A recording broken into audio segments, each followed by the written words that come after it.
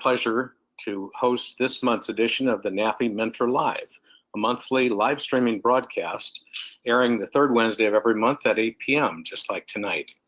These programs feature subject matter experts from many aspects of the flight instruction industry to help CFIs reach greater success in their training endeavors. It's modeled off of the NAFI Professional Development Program. Mentor Live now offers the content that is not commonly available to flight instructors and aviators in general. While access to the Professional Development Program requires NAFI membership, Mentor Live, this broadcast, is available to all CFIs and pilots as a NAFI community service. Tonight's program is the 8 Magic Tricks to Kill Flight School Business. Now, a flight school can offer multiple ratings, multiple aircraft, and multiple instructors, or a single CFI with just one airplane teaching one rating.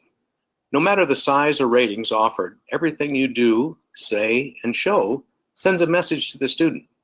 Question is, what message? Is it that of a well-organized, thoughtful, friendly, and safety program, or one of a disorganized, chaotic school that treats safety as a required compliance instead of an agreed desire? In tonight's presentation, Ned Parks will discuss how understanding these messages contribute to a successful flight school.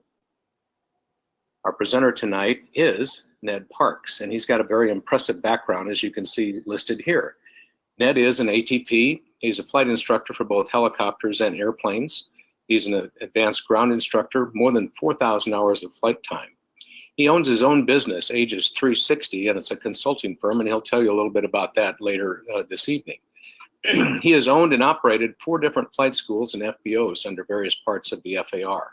He served his country in the U.S. Army as a helicopter pilot and an instructor pilot. And like all good instructors, he's always working on the next rating. And Ned is working on a CFI rating and a glider rating. And Ned is also a FAST team representative with his local FSDO. Now, without further ado, in our presentations, the 8 Magic Tricks to Kill a Flight School Business. Ned Parks, welcome. Hey, thanks, Ron. Glad to be here. I appreciate it.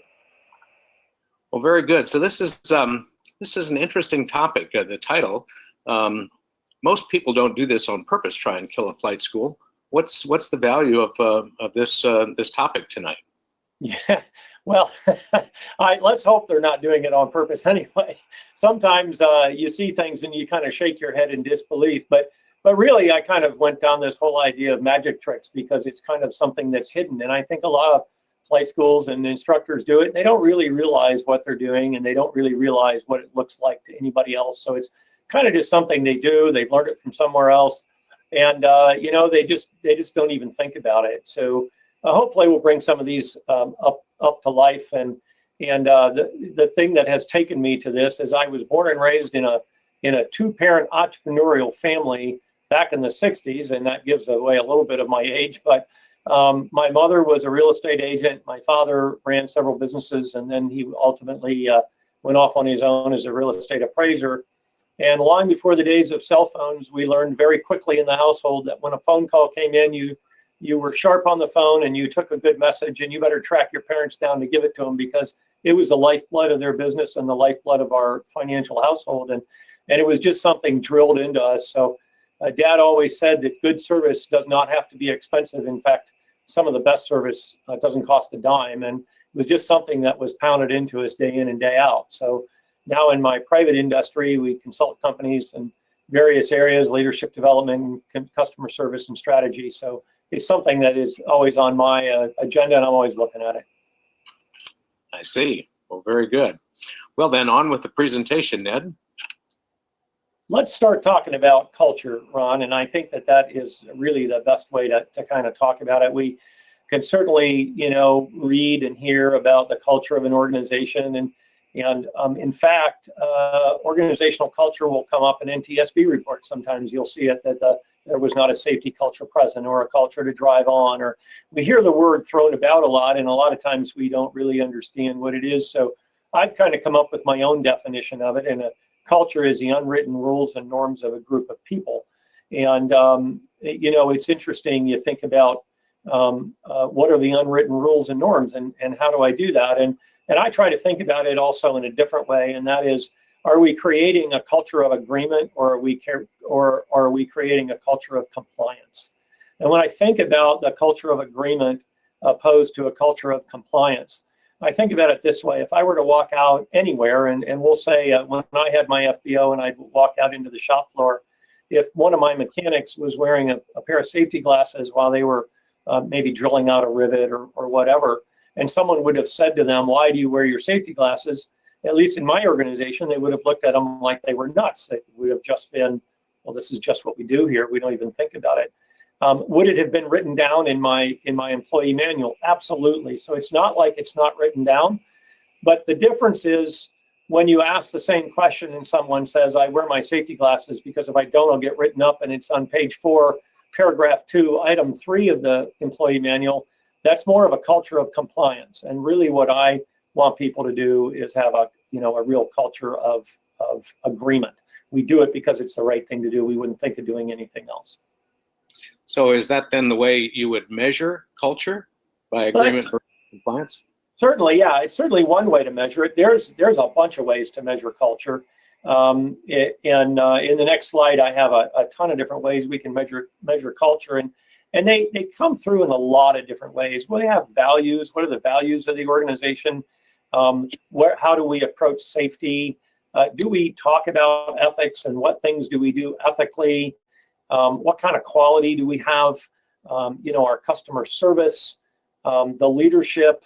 We measure them in trust and accountability. We measure them in compassion towards our customers, our vendors, as well as our employees. One big way I like to measure it is employee turnover. And then how quickly does the leadership respond? We kind of wrap all those things together. Is there a desire to improve? Are we a true learning organization? Those sorts of things. And when we wrap them all together, we finally come up with the crown jewel, which I say is driving culture is not easy and is never ending, but it's something we have to do, and we measure it by all those different things. And when we measure them, we say this is a great culture or this is not a great culture. And it's interesting to me, people can pick up on that. It's I always like to put it to kind of the retail world, which a flight school in many ways is a retail business. We have people that walk in off the street and they say, "I'm interested in taking flight lessons." And what I always like to ask is, when you walk into any business, whether it's a restaurant or a drugstore or your car repair place, what kind of feeling do you get?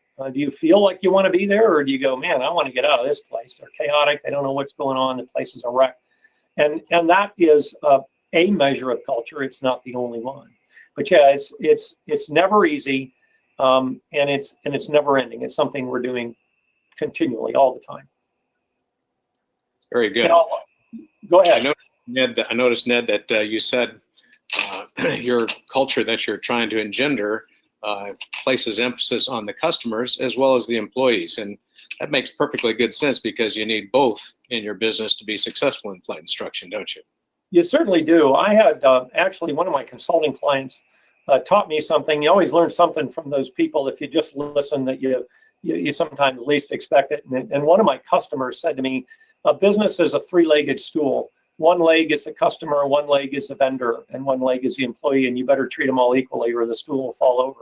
And he treated his vendors as well as he treated his customers. And I'll tell you, when he calls me, I jump through hoops to satisfy his needs. And I think that's really important, and we oftentimes forget that. We tend to go to war with our vendors.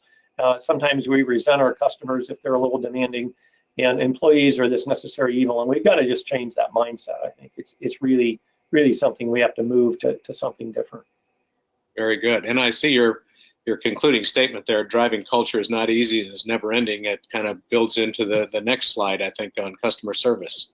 Well, it sure does, and I will tell you that I've heard people say to me, "Ned, this customer service thing is great, or this safety thing is great, but safety costs me money. And when I have to do some FAA safety thing, it's a stupid rule." And people, lament about it, and they whine and so on and so forth. And they say, "That's going to cost me money. It's going to take away from my customer service. Or if I drive good customer service, the only way I can do that is not to be safe." And I say, absolutely wrong. One drives the other, and they both, if you increase one, you increase the other. So I've just made up this very quick little little slide here that says, when the relationship between customer service and safety is very complementary. When I drive up customer service or I drive up safety, either one, I can drive up the other, and they both have a positive impact. So to me, they're complementary. They're not something that you separate. They're not something that you toss aside. So I came up with these 8 different magic tricks that people do. They don't even know they're doing them. And so we'll start talking about some of those, Ron, and get to it. And my first trick number 1, and I've actually added to this a little bit. You'll see that I have trick 1 and then trick 1A. So there's some corresponding other tricks that I put in since I first started putting this together. But ambivalence to the customer. So and all of these different tricks, you'll notice I have a quote in there in bold. So I had stepped away from aviation for quite a few years. And when I went to get back into it, having run several of my own schools and my own FBOs, I kind of know what I'm looking for. And so I would go into different places and I would go in unannounced. I didn't tell anybody my background. I would just have an opening line. Hi, how are you today? I'm interested in taking some flight lessons, which was an absolutely true statement. I was out of currency. I was going to have to take some flight lessons of some description. So these are all statements that have been said to me, and they just made me shake my head. And I walked in with some nice clothes on, and I didn't look like I couldn't pay for it. And, I tried to shave and take a bath and those sorts of things to be somebody you'd kind of like to have around. Gave them every effort, right, or every chance. And so the first one I walked into a place. I said, hi.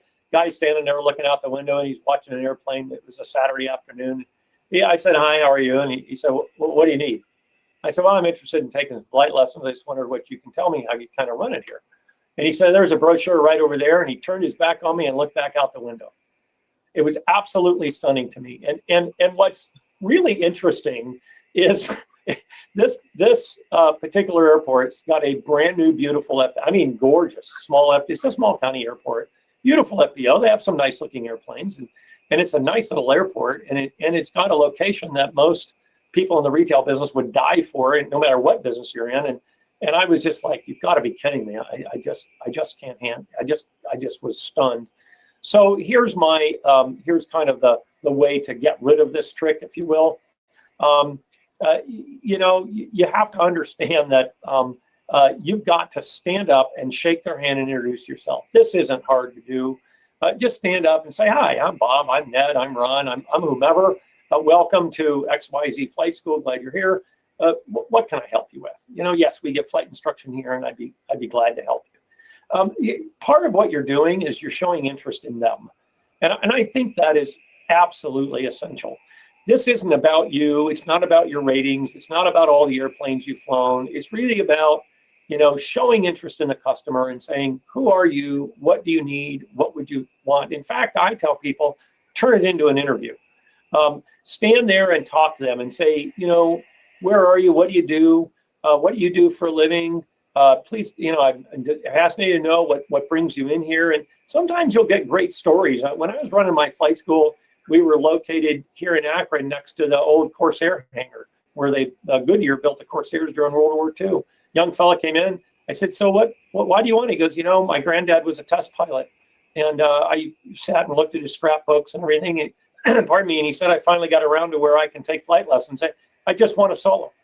So I just want a solo. I said, well, okay, we'll do that. So I interviewed him and let him know what we were doing. And then during the interview, after the interview, whatever, show them, and I say this as though it's already happened, the clean and well-organized classroom. I went into another FBO and I said, so do you have a classroom where I can sit with the instructor after a flight? And he said, well, sort of. He goes, it's back there. Didn't take me back there. He pointed back there somewhere. So I went down a hall that the lights weren't on, and I wandered in, and it was actually at one time, it could have been great. They had like 5 different little cubbies where an instructor could sit, and you had little mini whiteboards. You actually could have done some really great instruction there. Every one of them was stacked full of boxes. You couldn't have sat down if you wanted to. It was really sad, and I was just like, what a golden opportunity to have that. So I will say, absolutely well and organized classroom. And then, if you have a simulator, let them experience the simulator for 20 minutes. So, we have a simulator here. In fact, why don't you sit down and just try it out? Let me walk you through a little takeoff and a landing. I'll give you a little sense of what it's like.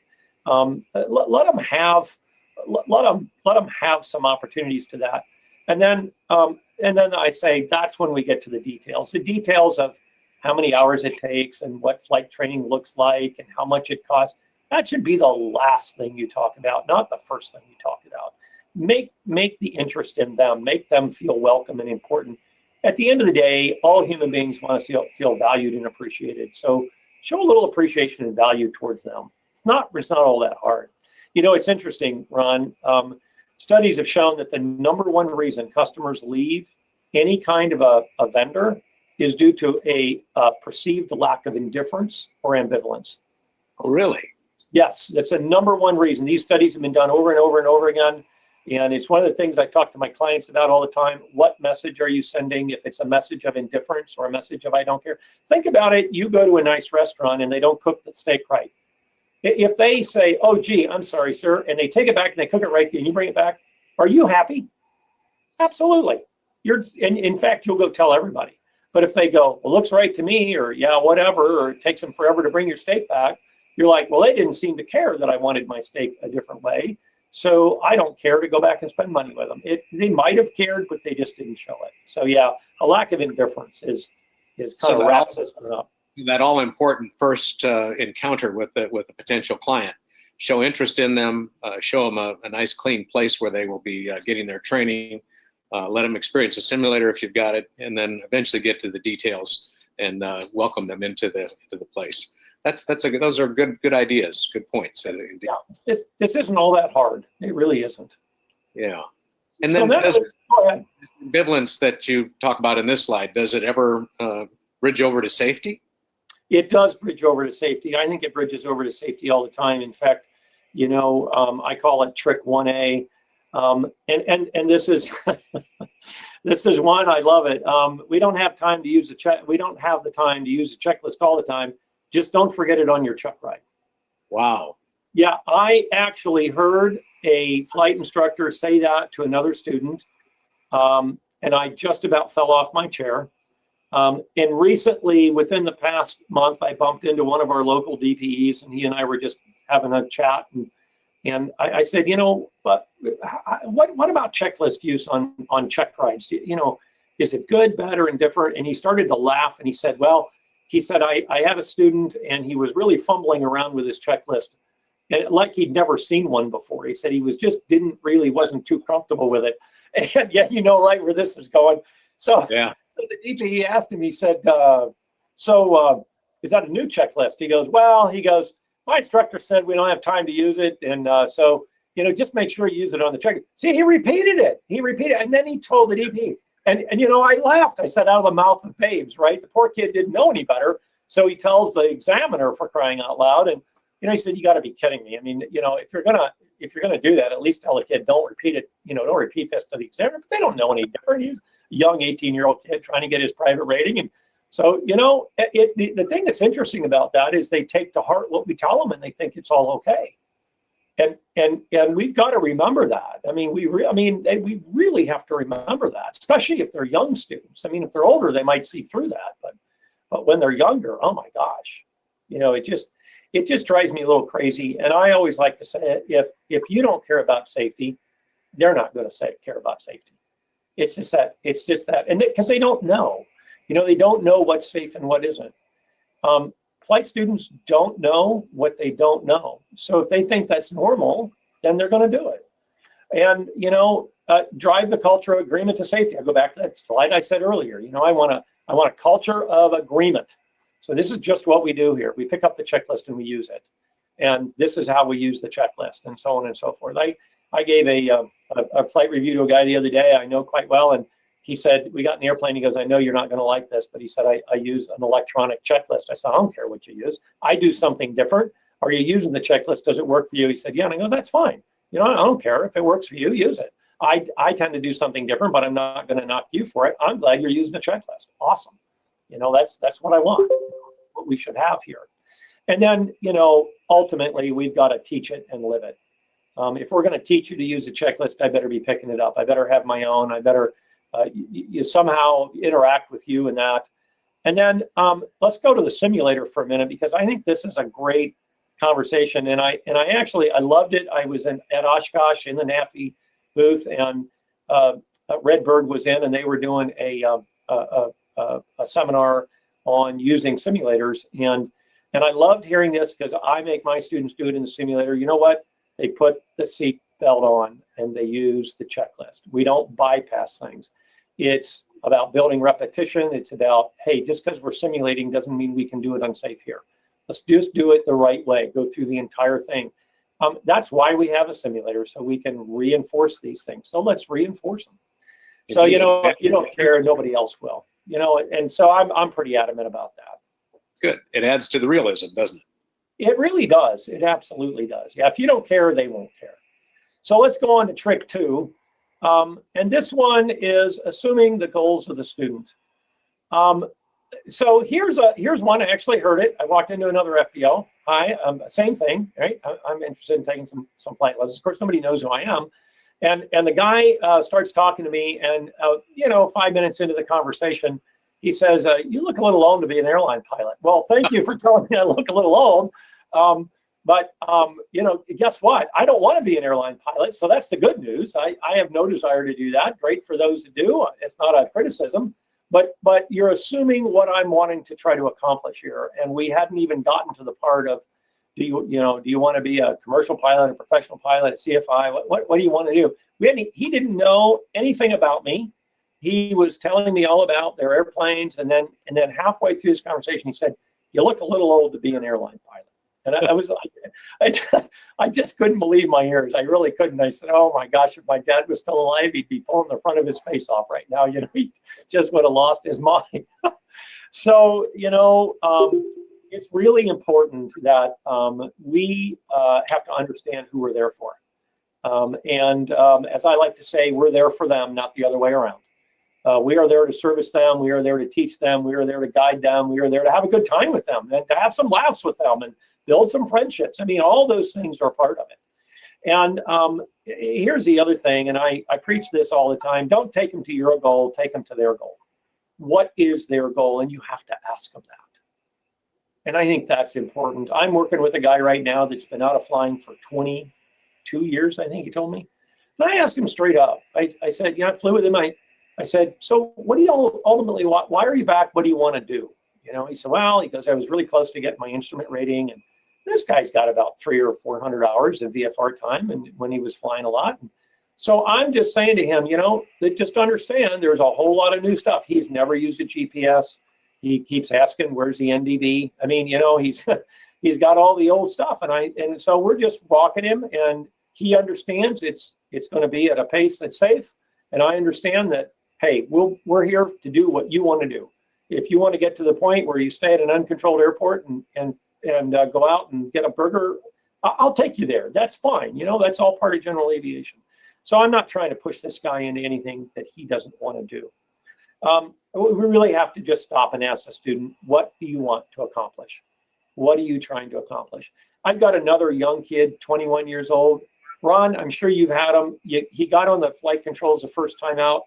And it was almost like he was sandbagging me. I go, "Okay, who else have you been?" I asked him. I said, "Who else have you taken flight?" This is like the second time. I go, "Well, you're flying like you're at about hour 12 because you're really impressive." And he's picking stuff up super fast. He says, "I just want to get my private rating. That's all I want to do." He's 20 years old. I have no doubt he could have a great career in aviation. You know what? Maybe he doesn't want that, and that's okay. If he finally gets there, I'll help him go there. But until then, right now, all we're talking about is getting your private rating because that's all he wants to do, and that's fine. That's fine. Very good. What do you want to accomplish?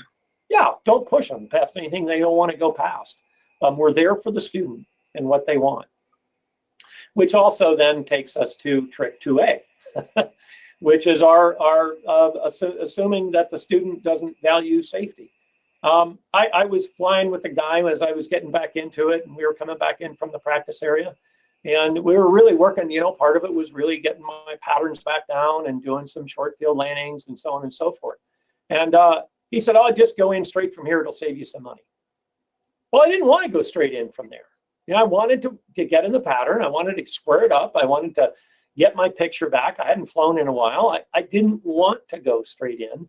And I really wasn't interested in saving 0.1 or 2 or 3 on the Hobbs meter. And there's just no need to save money by skipping on safety. It just isn't something that we should do. And I'm a firm believer good students don't want you to do that either. They're not interested in you. They don't want you to waste their money. They don't want you to squander it. They don't want you to have them do things they don't need to do. I've heard those stories as well, right? I've heard about people that have, at hour 40 and they still haven't soloed, and then I fly with them and I go, why haven't you soloed? Well, my instructor said I wasn't ready. Yeah, okay. Well, I know what's going on there. But they don't want that. But at the same time, you know what? They want to be safe ultimately, and they want to do it right. And they want to have that feeling that they're accomplishing something and they're doing it right. Here's the bottom line. You're the leader. They'll value what you value. It's no different in any company. I just told this to a company president the other day. If you value that, they'll value that. If you don't value that, they won't value that. Well, the same is true in flight instruction. So, that takes me then to trick number 3. And trick 3 is this one just from a pure business standpoint, Ron, this one just makes me cringe. It makes me a little crazy. And I've heard this 1,000 times. Failure to set the next appointment. It just drives me nuts. See you next time you book a lesson, like it's up to them to book the lesson. I get it. We've got, all this online scheduling stuff, and they can sign in and they can look at the open airplane and I can set my schedule and I'm available and they can sign up with me and they can do, I get it. And I'm fully in support of those systems. But guess what? When I'm done with you, the last words out of my mouth are, let's look at our calendars and book another lesson. I have a very dear friend of mine that started her own salon, and she has a rule that no customer leaves that salon until they've at least attempted to book another hair appointment. And her little business does well over $1 million a year in top line revenue. And she said that was she's changed a few other things when she bought it, but that was one of the main things that she drives. Get the next appointment, build a community, build the trust. It's the last, go ahead. And repeat business. And repeat business. Yeah. A friend of mine said to me years ago, he goes, if you don't have repeat business, you're not in business. And I really love that statement, right? The last thing you do after the debrief is get out the calendar, set the next appointment, and sign the homework. Yep, homework. I know. I know. I can see the expression on your face. Homework? Are you kidding me? Yeah. Yeah. So does that go over well? It does go over well because I set the expectations with my students. You're going to have some homework. Now, look, I know they're studying. I know they've got whichever ground school course they're using. If they're using that, and most of mine happen to be. And I can log into some of those and kind of see where they are in a progression. But I always like to just add a little something on there. So I'll say, hey, in the pilot operating handbook or in the PHAC or in this, our next lesson, we're going to work on this. I want you to read that chapter. Or we just finished this. I just want you to read just that chapter. Just read it. Or I'll have a video that I'll want them to go watch. Or I'll tell them, I'm going to send you a link to a video. I'd like you to watch it and just be prepared to talk about it when we get together. In fact, on my flight reviews, I have a thing that I email all the students ahead of time, and there's 3 videos I have to watch, and they cover everything I want to cover in a flight review and then some. And it actually, is part of their ground school piece. They come in prepared. We have a conversation about what did you learn from those videos? Here's some things to think about. And I have hand selected those to make them work just right. So yeah, I will even set homework for other instructor students. So if I fly with a student and say, hey, I'm going to be out of town, Ned, could you fly with Bob? And here's where he is. He needs work on this. Absolutely. And I'll fly with that student. I will either even give them a little homework, and then I'll text or send a message to the other instructor and say, hey, I told him to read this, or I told him to watch this video. So you might want to talk about it when they come in. But boy, when you leave me, you're getting some sort of homework, something. Well, that's a good point. And that puts some responsibility on the student as well to progress through his or her training. Absolutely, and you'll gauge the seriousness of your student pretty darn quick. you'll gauge it pretty darn quick. There's a flight instructor I know that's pretty crusty, and in fact, if you're younger and you don't come in with your homework done, it's not a good start to the lesson. He'll tell you about it, and I kind of like that. I think it's all right. So yeah. So let's go over to trick number 3A, and this is the safety part of this: failure to conduct a thorough brief. Hey, great flight. Out the door we go. That's not a debrief to me. It's not. There's always more that can be taught. We don't have to turn it into an hour or an hour and a half, but I do think we should have a conversation with them and talk about what we just did and where we are and the areas that need improvement, areas they did a good job, things I don't understand. I like to connect some portion of the flight to a safety topic of some description, and that's not hard to do if you know your business. It really isn't. It's pretty easy, actually. And then all students go home with a safety topic to review or a video to watch. And then if you go to the next build on that for me, I have been falling in love very quickly with Cloud Ahoy, and I'm now using it, and it's absolutely a fascinating tool. You know, they just came out with the instructor tools and the assists, and I'm still learning those, so they're brand new, but boy, are they ever a helpful tool to really have a serious conversation with your student. And the thing I love about it, I can send it to them and they can look at it on their own.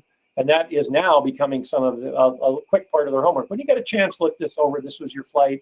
Here's where we did stalls. Here's what your approach looked like. Here's your traffic pattern. As you can see, the corners weren't rounded off, or whatever it is we want to talk about.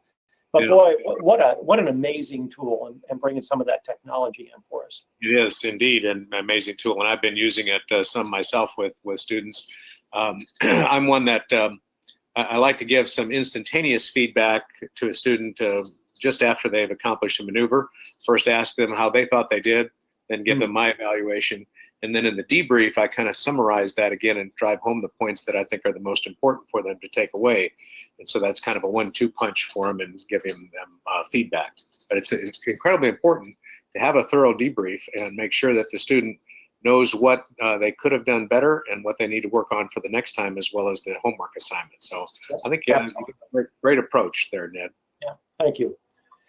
You know, it's interesting. I've had other instructors and people say, where do you get your videos from? And I'm pretty adamant about where I get them from. I don't just grab something off the internet that I have no idea who they are, put it up there. I don't know what kind of information they're putting out. Generally, I've been using, for the most part, either the videos off of Bold Method or the videos from the AOPA Air Safety Institute. I find are just amazing. Most of the videos that I share are the case study videos. So there's, facts and figures and things that, pilots did and so on and so forth. And that's most of what I pick, and then it drives home a specific conversation. And they're quality, they're well done, and I can really depend on the accuracy of the information that's on there. Indeed, and we're never at a shortage for training resources like that, videos and the like. There's just so much available, plethora of information and videos available to us on the internet. So it's pretty easy to find things that are salient to a particular student. I would agree. Absolutely. So let's go on to trick 4. This is another one.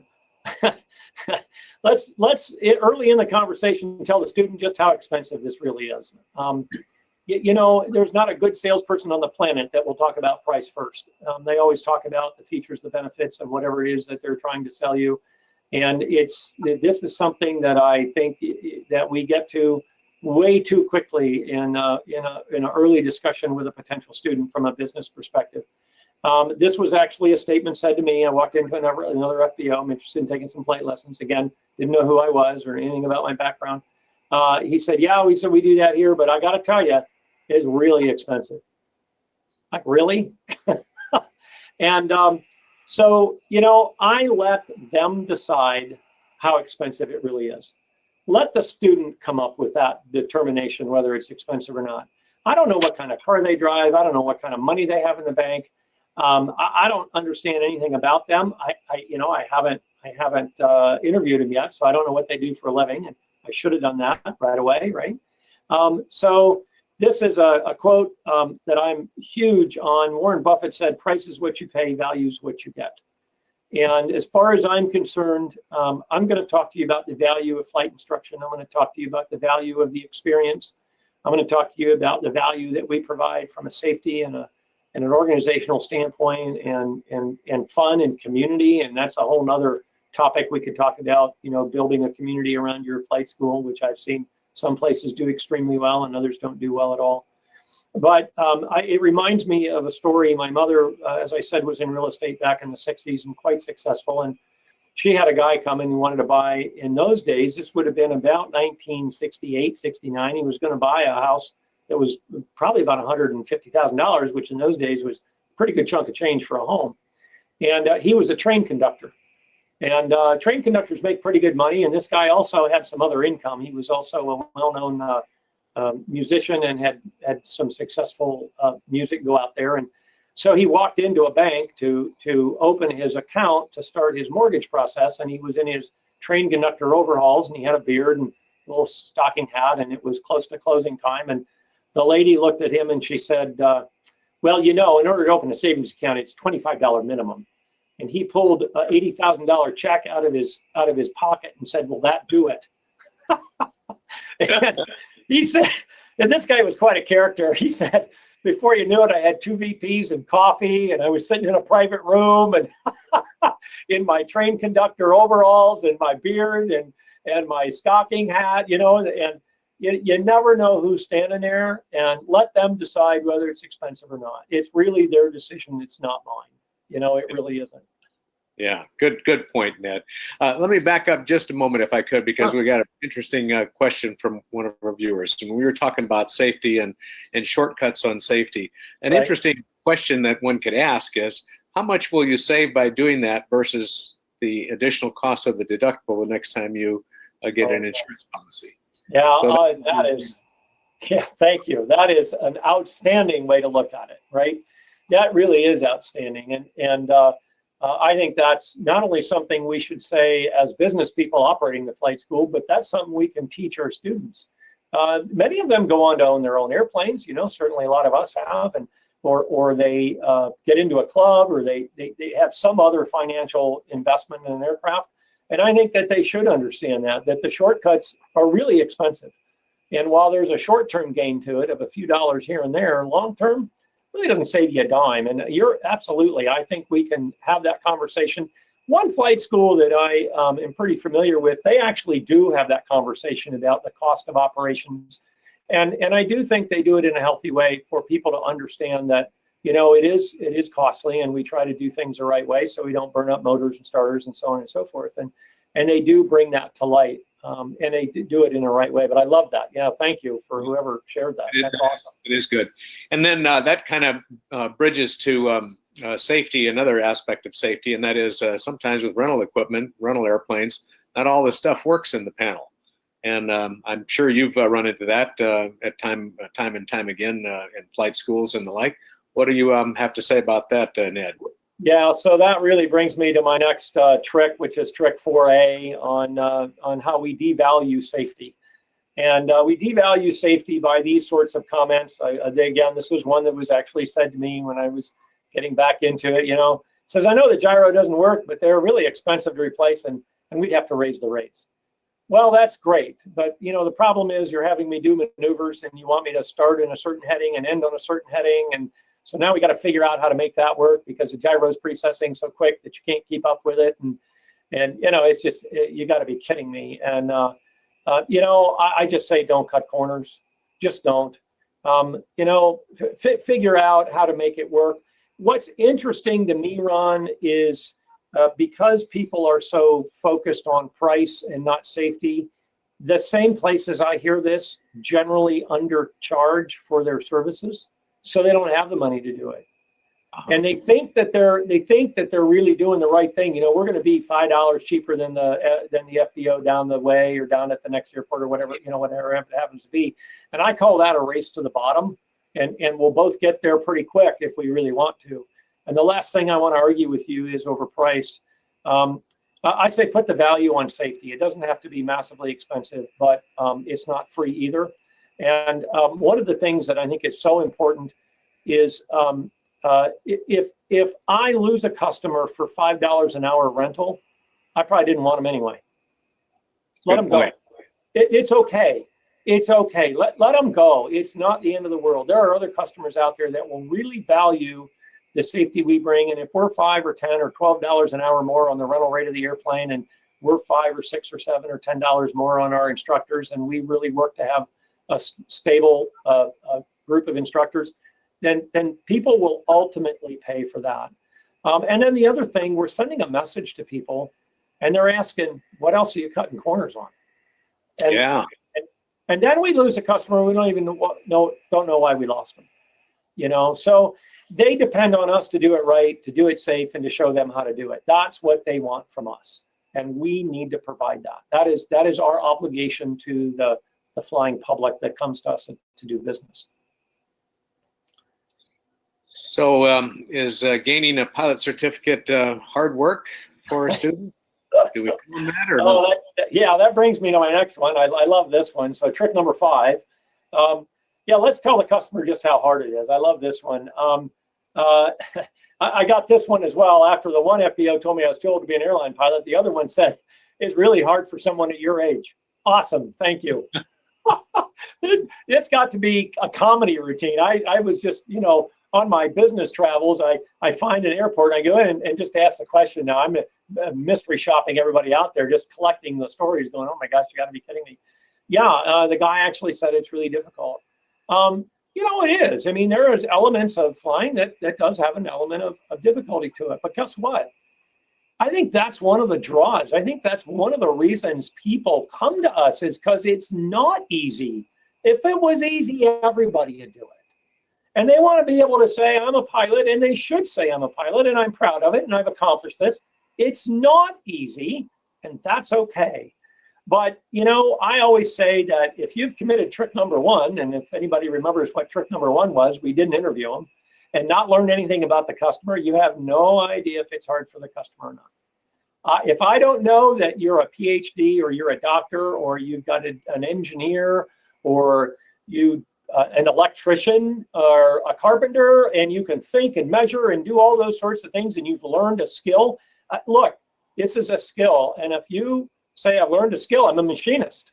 That's hard, man. I think being a machinist is hard. I pick up a micrometer, I don't even know what to do with it. Isn't that what you use to crack a nut with? I didn't know you were supposed to measure with them, right? To me, that's hard. You want to give me something hard, make me read a micrometer, especially an old one. The digital ones are cheating. But, the old ones, like, I don't know how to read that. It's one of I failed it in shop class in junior high, and I said, well, guess what? I'm not going to be a machinist. That's okay. But, I really I'm adamant about let them decide if it's expensive and let them decide if it's hard. And the things that are hard, guess what? It's our job to guide them through what is difficult and tell them what is difficult and what's not and how to get them through it. And that's part of the job that we do. And it's part of the joy for me is helping them through the hard parts. So, Ned, I think the acquisition of the technical skills being somewhat more difficult than some of the things we might do, technical skills for flying, can actually be a draw for students.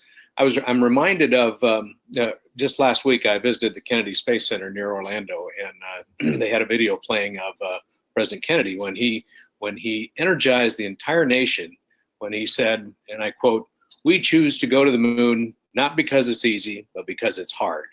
And he inspired and excited everybody in the nation, and we all got behind it. And the really smart people got us to the moon and back safely. And so, yeah, it can be hard, but that can be a draw for students as well. And then also someone mentioned that acquisition of the technical skills are necessary, but then the student also has to have the money to follow through and the time to follow through. And that's something that I think in your interview with the student, you can assess that early on. Are they going to be able to fly once or twice a week, once a month, or once a quarter or something like that? That'll give you an idea of how to guide them in their flight training. Well, absolutely. And that's where we can certainly be honest with them and say, okay, if it's once a month, that's all you can afford, that's fine. But just understand it's going to take you a lot longer. And I'm here for you. I'll fly with you once a month.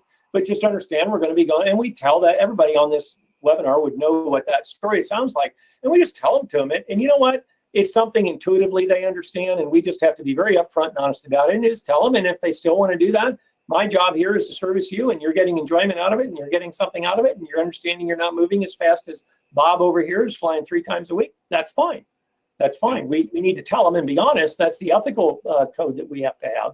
But yeah, if that's what they can do, that's what they can do. So we guide them through the difficulties rather than just tell them about all the difficulties. Absolutely. It's really ours to guide, which then brings me to trick number 6. And trick number 6 is the arrogance. And I overheard this comment made about a month ago, or maybe it was actually back around June, I think. This young kid was taking some flight instruction, and I was finishing up with my student, and I heard him say, so do you have to log blah, blah, blah. He was just asking a regulation question on what you have to log.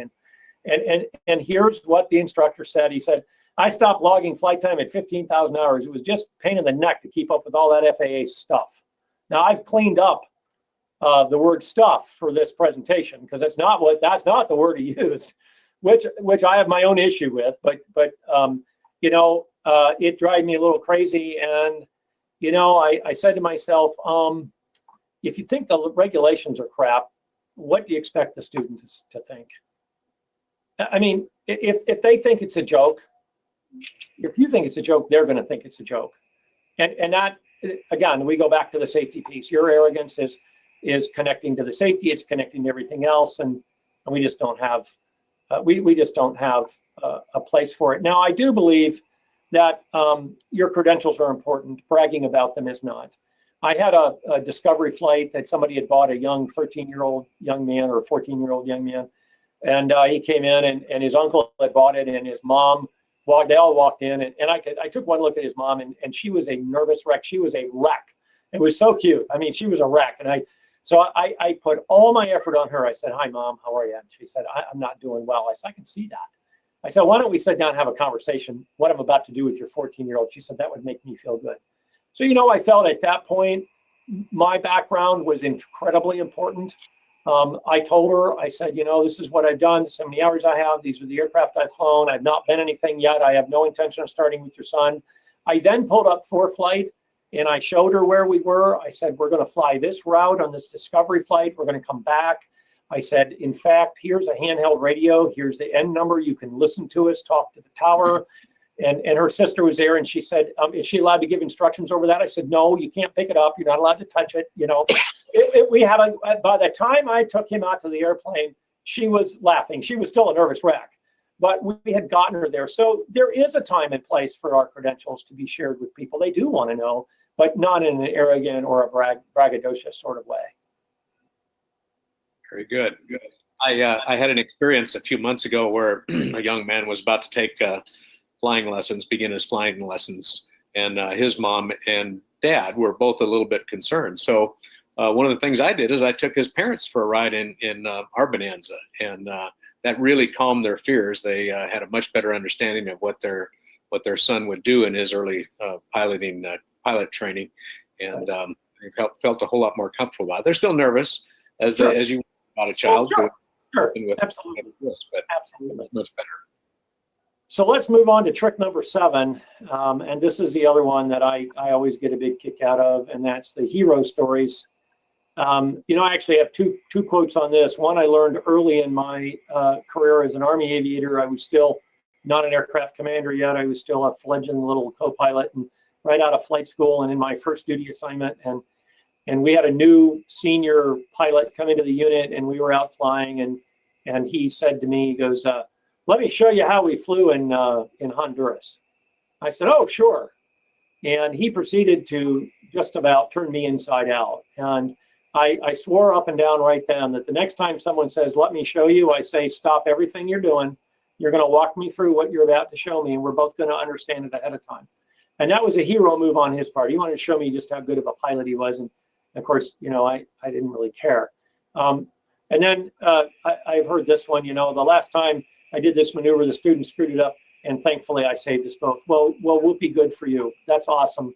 That's kind of your job. You're the CFI. Why are you telling this to another young student? Now they're terrified of the maneuver. They think something's wrong with it. Maybe there's nothing wrong with the maneuver at all. In fact, there's nothing wrong with any maneuver. Some can be a little bit more challenging than others, but that the hero piece just drives me absolutely bonkers.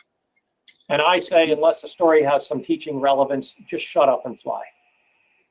But Ned, is there a time when stories can have a positive impact on the teaching process? Absolutely. You know, I think anytime we can turn it into a case study, anytime we can turn it into, I'll give you a great example, Ron. I tell this story to anytime I teach night flying to any of my students. And when I was a flight instructor down at Fort Rucker, it was a beautiful night. We were in night instruction and coming back into Low Army Airfield. Some people may know that place down there. And you could see for miles. And all of a sudden, out of nowhere, we were IMC in some sort of a convective segment or a convective activity. And we popped out literally seconds later at about 90 degrees off our heading and about 1,500 feet lower. And it was absolutely fascinating because it wasn't on radar. Nobody saw it. It was a clear night. Nobody had said anything. We'd been out flying for 4 hours. It was 1 o'clock in the morning. And I tell that story. I said, I don't know to this day quite how that happened. We got out of it. This is kind of how we got out of it. And I use that as a case study to this is what I do now. I was a young instructor in those days, and something got past me clearly, or I wouldn't have let it happen, right? And so I think that sometimes those stories are very valuable, but we shouldn't make a hero story out of it. We need to make it a mini case study and say, don't let this happen to you. Kind of like Never Again, that's been in Flying Magazine or AOPA or one of those magazines forever and a day. And in the Army, we would write stories and share them.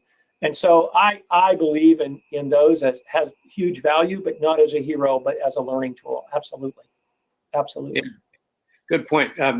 Ned, so far you've given us a number of great points on how to build a culture of safety and customer importance in the business that we do. But let's say we've got a flight instructor working for a flight training academy that has these values and has accepted this culture, but is not supported by his or her supervisors in the flight school. What's a person to do? Find another job or try and change the culture in there, or what would you say? It's interesting, Ron. I'm amazed that you brought that up. I just had a guy text me the other day, a younger fella that I know, and he texted me. He said, "Hey," do you know where I might find a new home? And I said, "Well, I can point you in a couple directions. There's some nice little flight schools around here that have nice airplanes. They keep them up, and they're busy, and they're looking for instructors. And I think you would fit well. Why?" And he started to tell me some stories, and he said, "I don't quite know what to do." And this is a young guy. He's young. And I said, "Well, I'll tell you something." I said, "You need to get out of there just about as fast as you can." Yeah. And, Ron, I tell my corporate clients one-on-one that when our values and the place we're working don't align, we're usually not happy. We're usually not at our best. We usually don't perform as well as we'd like to perform, and we need to leave.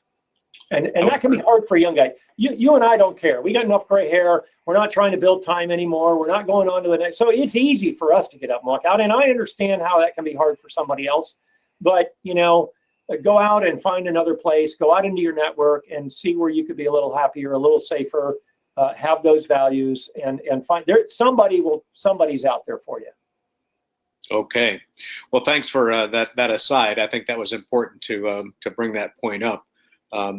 So now I think we're through 7 tricks now. Was there an 8th one? I can't recall. There's an 8th trick, and this one goes back to a little bit about what I talked about earlier when I talked about the household I was raised up in. Here's one that I love: don't return phone calls or emails. And I actually had a flight school say this to me. I had emailed them, I called, left messages, nobody called me back.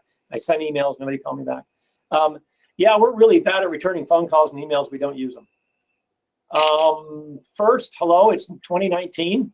Just thought I might point that out, not 1819. And second, that's just flat rude.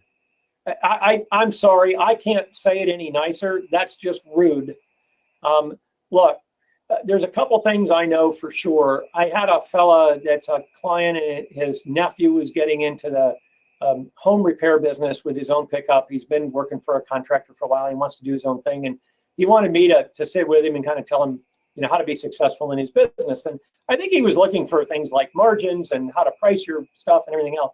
Here's what I told him, Ron, right out of the gate. I said, look, let me tell you a couple of quick little things. If you do, I'm assuming you can install a door and a window and repair whatever, or you wouldn't be getting in the business. So let's just forget. I'm just going to assume that you've got that skill and you're good at it. And he said, well, I am. And I said, okay. I said, here's what I'll tell you. You want to be successful? A, return phone calls and return them quickly. B, keep the promises you make. And C, if you can't keep the promise, call them and tell them. And you will be so busy, you won't know what to do with all the work. I just hired a guy to take down a 120-foot oak tree. He was the fourth guy I called, the first one to call back. Wow. He called me back within 2 hours, said, I just got down off a tree. Sorry I didn't call you earlier. What can I help you with? I told him what I had. He said, take some pictures and snap them over to me, would you? I said, absolutely. Took some pictures, sent them over. He sent me a text back right away. He goes, it's really going to be hard for me to quote it off these pictures. Holy criminy, I didn't expect you to quote it off the pictures. I'm like really impressed now. I texted back. I said, well, now you got a picture where it is and which tree. Come by the house. And he goes, I don't need to be there. I'll come. He said, I'll be there Thursday at 10 in the morning. At 10:15, I got a text from him. I'll be sending you a quote later on today.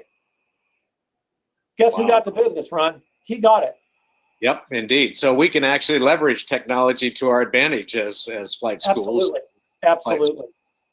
Yeah, it's just amazing. So, responsiveness is the key to success as far as I'm concerned. So we've been through 8 tricks. I've got a bonus one here I'd like to share with you, and then we'll wrap up. We're coming up to the top of the hour. For crying out loud, have a website that does not work or is out of date. That's awesome. I just had this. In fact, the same guy that said they don't do emails or phone calls said this to me about his website. He goes, we got rid of that aircraft years ago. Who told we had that? I said, I looked at your website. So my first rule about a website, it should be clean and crisp. My second rule is you should have current prices on there. Now, this can be a little bit of a touching point. People say, well, I don't want my prices out there. In our business, our prices are out there. Just put them on a website and be done with it. It's not like I can't pick up the phone and call you. Well, maybe him I can't, but some, where I can walk in. I mean, everybody knows everybody's prices. It's not like it's secret. I want you to have contact information on every single page. Every last page should have your phone number and your email address, and it make it easy for me to find. And then, but last but not least, just some basic information. What you offer, the airplanes you have, and then build in a sense of community with it. Now, you can do that on the website. You can do it on a Facebook page, but have a sense of community. Have a picture of people getting their license, people doing their solos, people being proud. The cookout that you have once a month or once a quarter, where everybody gets together and you cook them some burgers or something. Build some sort of sense of community. It's just really critical. And it doesn't have to be that expensive for a website, I imagine, does it? For the kind of websites that most flight schools need, they can be what we call a digital static brochure. So no, that doesn't have to be expensive. You've got WordPress, you've got Wix, you got these that are either very, very low cost or almost free. Now I want to move on to my lightning round of just a couple things I just want to get out there. And these are terms that I'm bringing over to the aviation that we use frequently in different areas of the business world. Learn to see your business through the eyes of the customer. I call it the EOC. What do they see when they walk in? So I'll give you an example. I walked in an FBO, and I'm not kidding you. There was a trade of plane on the table from 1989. Oh, my goodness. Yeah, that's the first thing I saw laying on the table, a 1989 trade of plane. Learn to hear your business through the ears of the customer. It's another EOC. And then what we commonly call the voice of the customer. What's the feedback that we get from our customer? What value do they have for us? What value will they pay for? What will they pay for you is what you can charge. If they see value in it, they'll pay it. You can charge for it. You don't have to give it away. And then let's move to the next slide and talk a little bit about adding value. I talked a little bit about Cloud Ahoy and how I'm using that increasingly, and it's so brand new. I'm still learning it. But there's a screenshot I have on there of ForeFlight and a little flight. When I do discovery flights, I take a snapshot, a screenshot right off my iPad, and I email it as a memento right there on the spot to the person that took the flight. And then in the email, I say, glad to have you today. If you want to come back and learn how to fly, take some lessons, you've got all the rest of our information, please call me. So neither one of these cost me, I mean, I'm paying for the subscription, but to give it to them, it is no extra charge for that. So that's what I have. We're at the top of the hour, and I try to honor people's time, Ron. So I'll turn it back over to you to kind of close it up for our listeners. Very good. Well, Ned, thank you so much. You've given us some great points on how to build a culture of customer satisfaction and safety in a flight school. And if we're working somewhere and we don't find that our values align with the values of the flight school, maybe it is time to search for another job if we can't change that culture and the sense of value. So great points that all of us can learn from Ned, and I thank you very much for your presentation. So on the screen now, we see your name and your email address, phone number, and the like. Ed is from Central Ohio in the Akron area, and a very successful businessman. Even has a book that's available, and that you can find on, is there a website that you have, Ned? I don't see that on the slide. My email is our website, A360C, and we've got a page for the book, and people can email me. And the book is on Amazon. If they put my name in Amazon, they'll find it. So very good. And then I like that final quote, repeating again what the quote you had from Warren Buffett: "Price is what you pay, but value is what you get." And that's good words to live by, and to build our flight schools and our businesses from that. So that's great. That's great. Well, Ned, again, thank you very much for your service to our country and your service to the flight industry. It was great to have you. So for those of you who will join us again next month, we're going to have another fantastic speaker, and this will be the third Wednesday of November. And that month it will be a topic called Emotional Safety in the Flight School, and it'll be presented by Peg Ballou, who is a CFI and the owner of Blue Skies Aviation. And she's a very well-known and recognized instructor, and also appears from Ohio. Yeah, she's a good friend of mine. Indeed. Well, didn't Ohio have something to do with the early stages of aviation? Yeah, a little thing here or there, yeah. It's just a little something tiny, sure. Good. Okay, well, again, to our audience tonight, thank you for watching. It's been our pleasure to bring Mentor Live to you. And at the end of the presentation, when your screen changes, you'll have the chance to click on the Wings credit, or I think it says Earn Wings credit. If you click on that button, it'll take you to the FAAsafety.gov website, and you'll take a review and a short quiz, and then you'll get Wings credit for tonight's seminar. If for some reason you don't see that after the seminar ends, you may need to refresh your page once again. So again, my name is Ron Timmermans, a flight instructor from Orlando, Florida. It's been my pleasure to host this event, and thank you again to Ned Parks, our presenter tonight. Thank you to all of you who watched us. It'll be a pleasure to see you again next month.